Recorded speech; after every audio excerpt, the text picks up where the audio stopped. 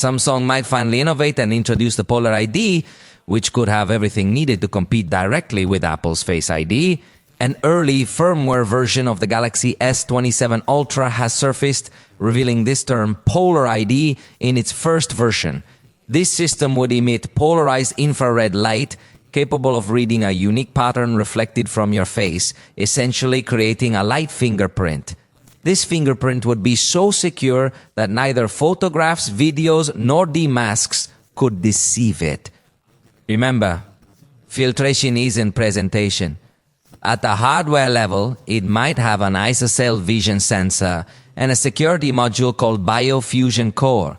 These could enable unlocking in just 180 milliseconds, offering a fast and secure response. Even if you are in total darkness or direct sunlight while wearing cover glasses, the system still works. To compare, Apple's Face ID technology projects 30,000 infrared dots onto your face, creating a 3D map that is very secure. This high level of security is the reason it is compatible with Apple Pay. On Android, most manufacturers rely on just the front camera.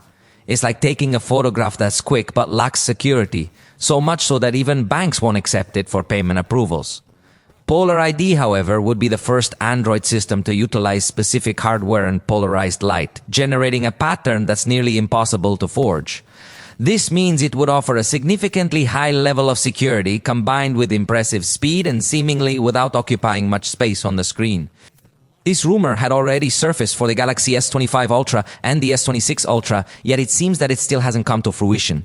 So the big question remains whether we will finally see it in 2027 with the Galaxy S27 or if it will continue to linger tucked away among the projects that Samsung is working on but hasn't yet perfected.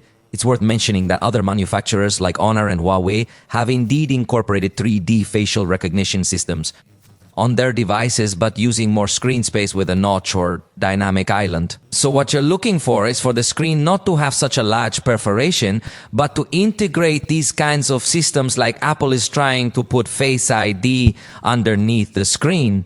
Let me know if you prefer to use the ultrasonic fingerprint reader or you prefer to use facial recognition.